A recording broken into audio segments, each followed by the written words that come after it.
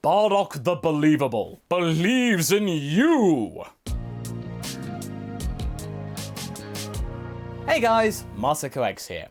These times in the Dragon Ball franchise are where a lot of things are happening which are affecting how we see the overall Dragon world. For example, a long-admired Bardock Father of Goku special that has been around since 1990 has now been supplanted by the likes of Dragon Ball Super Broly, a movie that I think we all love, as well as the likes of the comic done by Akira Toriyama himself, Dragon Ball Minus.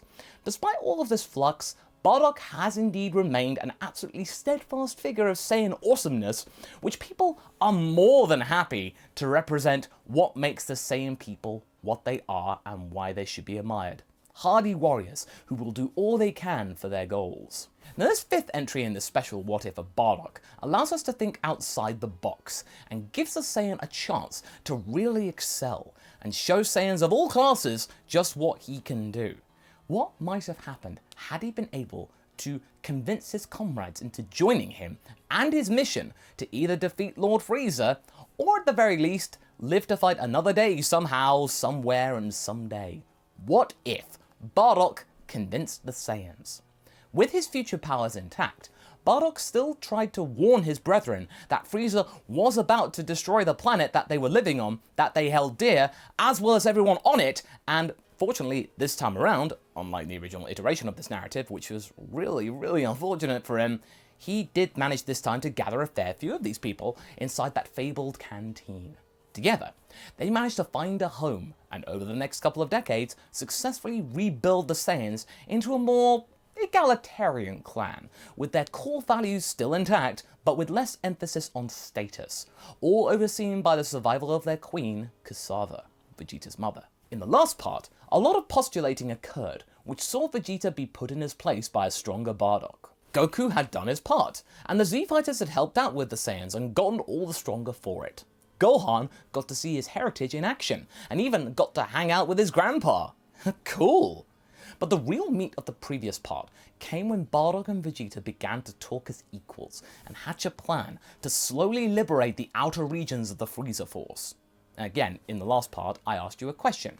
Vegeta had discovered from everyone else, Goku in particular, that it was possible to suppress one's power level, and that it may be crucial in besting the forces that heavily relied on scouters, and I mean really rely on them. This would affect all the Saiyans in this cause. So, do they learn how to hide their energy in time? Well, thanks to you, a whopping 80% said that they would. They are successful indeed in figuring out how to hold back their powers when needed. That's the most important skill that they had to learn when it came to energy control. And hey, if they could learn how to sense energy as well, in general, even better. But the former skill was the main priority. Now before we begin though, I would like to quickly talk about today's sponsor, Crunchyroll. Using my unique link in the description, you are rewarded with a free 14-day Crunchyroll premium trial, which gives you the chance to bask in the glory of unlimited anime, manga, and dramas. How do you get this? Well, it's easy. Just go to crunchyroll.com/Masako and sign up, and the latest content from Japanese TV is ready for you to enjoy just 1 hour after it was aired. 1 hour! That's way faster than it was in my youth. Years back then. Oh, I feel old. Relive the Dragon Ball Super days on Crunchyroll, as well as of course Attack on Titan Season 3, and the concluding arc of JoJo's Bizarre Adventure Golden Wind. All of this in 1080p, mind you, and available on many different devices like Apple TV, Roku, and Chromecast, to name a few. You can even use your iPhone or Android phones via the Crunchyroll app. Also, leave a comment down below about which series that you're watching right now. A lot of you in the comments last time mentioned that I should give The Rising of the Shield Hero a chance, and I checked it out, and I really digged it thus far. Still working my way through it, but I'm enjoying it, so thank you for that recommendation. All I can say to you now is recommend me something else in the comments. So go to crunchyroll.com/MASAKO and click on the link in the description and get your 14-day free trial of Crunchyroll Premium now. Thank you. Now, let's get back to believing Bardock. The Saiyans are about to leave the world that has basically been their home for the past 20 or so years. they never really gave it a proper name, a really proper name, because it wasn't exactly the most hospitable of worlds, nestled at the brink of a dim star system, with minimal interest to the Frieza Empire because there's barely anything to keep things afloat for the Empire. But it was there for the Saiyans, and it gave them the chance to start again a better and more forward-thinking colony. So as they fly away from this world for probably the last time, Bardock looks back and says to himself, "Thank you, world. You served us well." Vegeta is seeing all of this and is hiding his disgust rather badly. What sort of drivel is that to say? It's not like the planet can talk. Cassava is by him and can sense his contempt for the situation. She then turns to him and says, "You know, Vegeta, that planet may have been absolutely terrible compared to Planet Vegeta, but it did save our lives when we needed it most." But this isn't the way Saiyans are supposed to behave, Mother! Look at all of this. We're not meant to be all soft and namby-pamby about a damn planet. Think of what damage this would do to our reputation. The world would think they were a bunch of softies. What I think, Vegeta, is that this makes us like every other species that Frieza has under his thumb. Only, she looks to Bardock and Goku training together over there, with the power to fight back. Vegeta is silent at all of this talk, but he remembers when Bardock had put him in his place earlier, and chooses not to argue for the time being.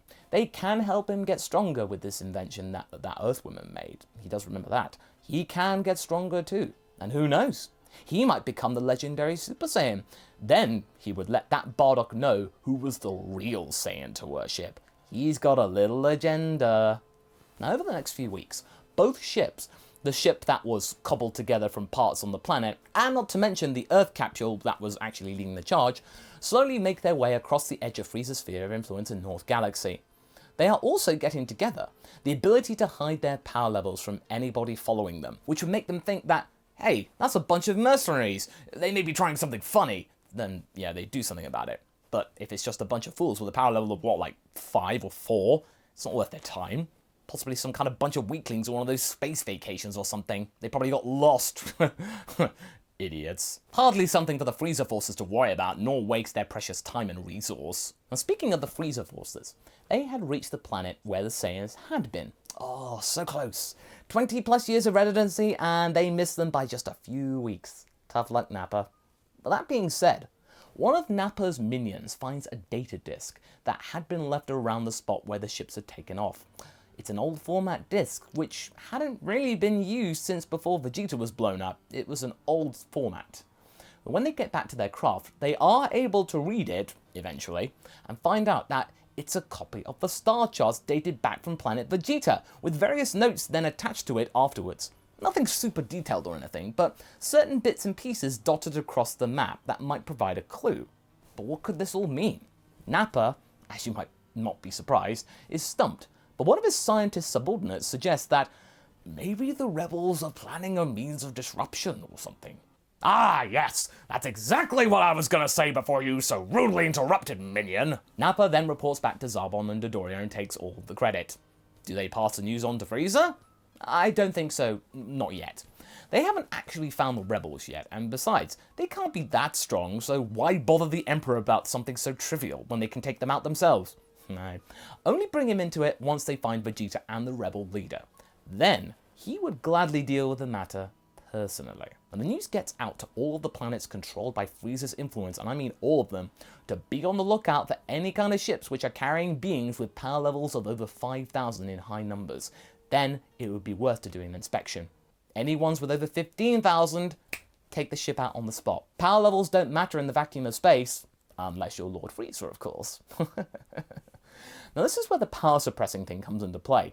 Thank you for voting again. Now starting on these outer worlds where supplies are minimal and resistance is on the low side, Bardock and his crew can upgrade their equipment and vessels to make them ready for the final push, and also, if they can, gain a following of disgruntled subjects who are powerful enough to help and willing to fight alongside Saiyans. Now this one gets really under Vegeta's craw.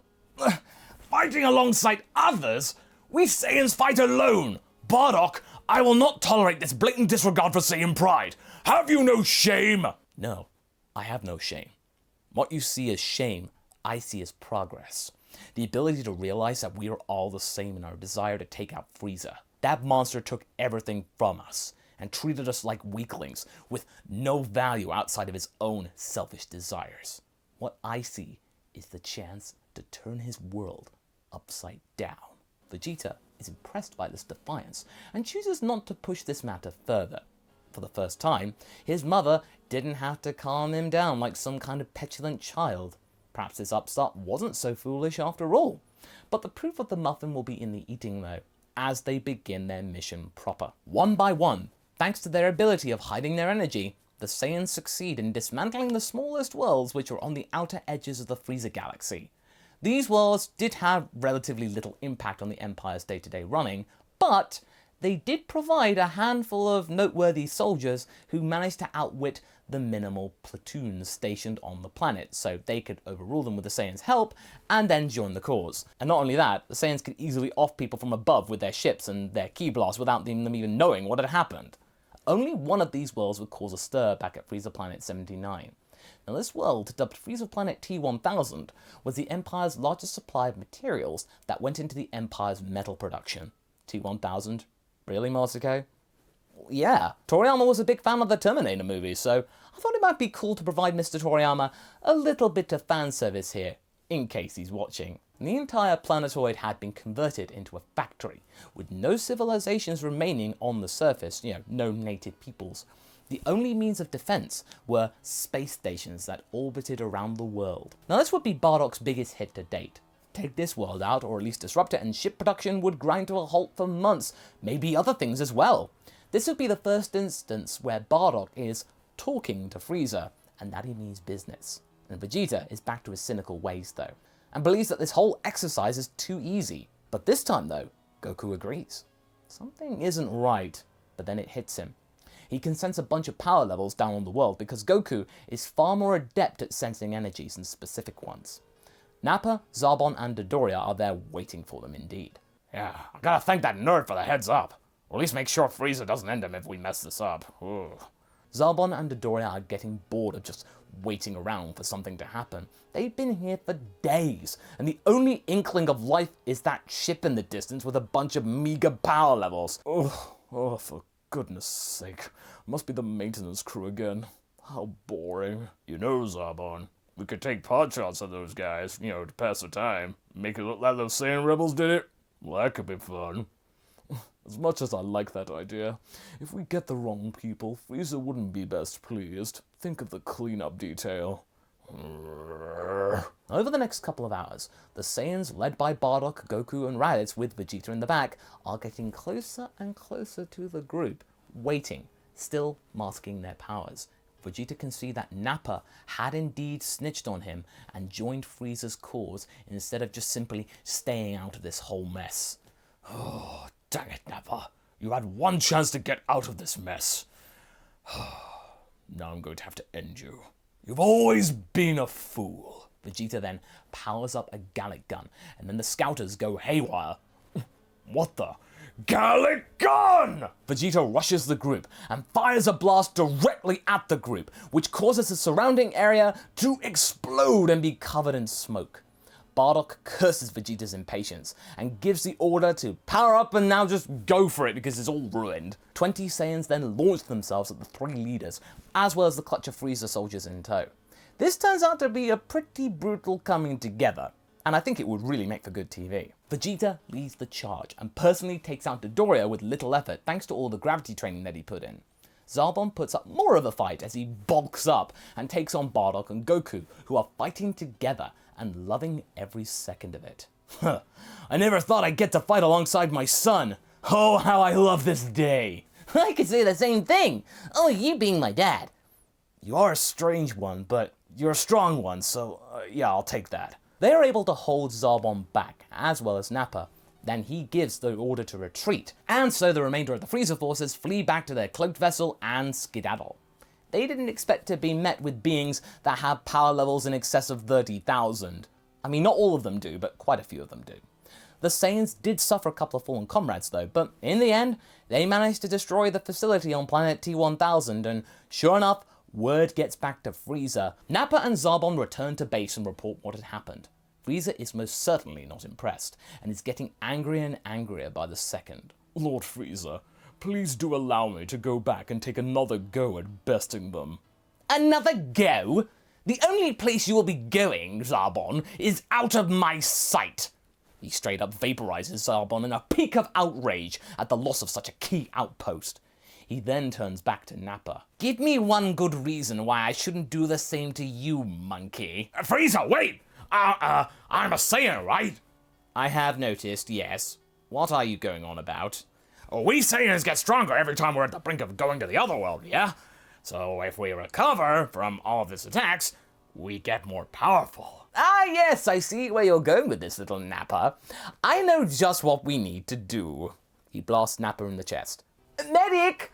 Do take dear Nappa to the regeneration chamber, and please be quick about it, won't you? I give them about 2 minutes before his poor little body gives out. Then when he's recovered and he's all fit and dandy again, bring him back here. And that's where we're going to be leaving things for right now. So what do you guys think? Do you dread where Frieza is going with all of this? How are the Z Fighters and the Saiyans going to top this victory? Leave a comment below and let's get this discussion going. And I shall see you in the next video. Catch you later!